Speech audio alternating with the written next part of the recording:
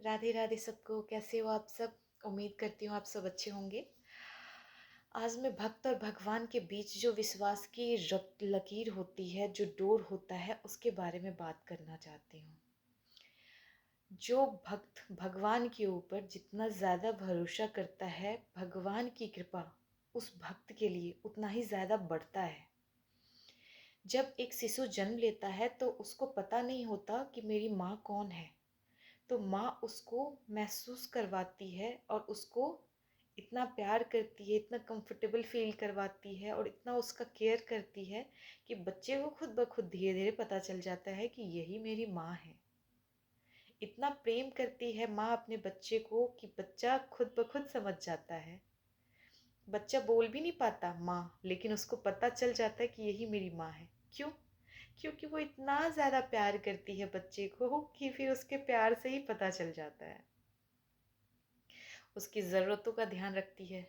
तो हमारी राधा रानी भी बिल्कुल उसी तरीके से है। हमें पता नहीं चलता। बहुत से ऐसे लोग हैं जिनको अभी भी पता नहीं है कि राधा रानी की कृपा के बारे में नहीं पता है।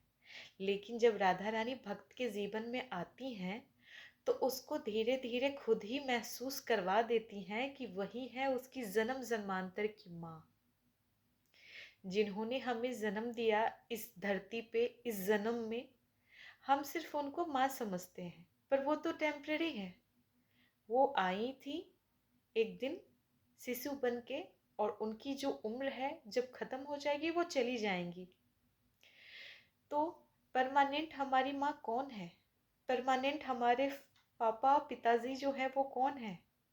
जगत को जो पालन करते हैं, जगत का जो जिन्होंने निर्माण किया है और जिन्होंने हर समय हर पल आपका माँ से भी बढ़ के ख्याल रखा है, वो हमारे जन्म जन्मांतर के माता पिता हैं।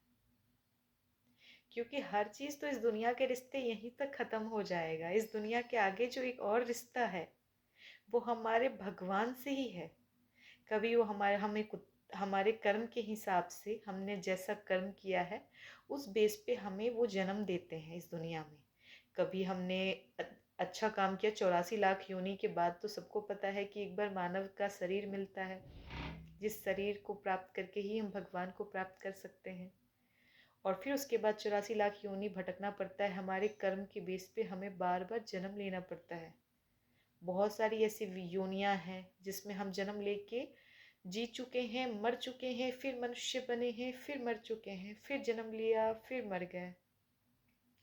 और इस दुनिया में जो हम घर बनाना चाहते हैं, घर गाड़ी खरीदना चाहते हैं, बहुत सारे रिश्ते बनाते हैं, ऐसे रिश्ते आपने बहुत बार बनाया है। बहुत जन्मों में आप किसी की माँ रह चुकी हो, किसी की पति रह चुके हो, किसी के पुत्र रह चुके हो।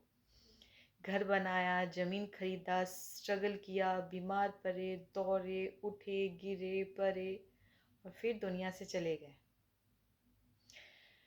और फिर जो सबसे अच्छा और सबसे इम्पोर्टेंट काम करने के लिए हमें भगवान ने भेजा था उसको भूल गए, भगवत प्राप्ति। फिर भगवान ने सोचा चलो इस बार भूल गए, फिर 84 लाख योनि भटको, फिर एक बार मानव देह मिलेगी और फिर उस देह के द्वारा मुझे प्राप्त करना। और फिर इस बार उनकी कृपा हुई और हमें फिर से मानव देह मिला भगवत प्राप्ति के लिए। और फिर से हम लोग वही मूर्खता कर रहे हैं।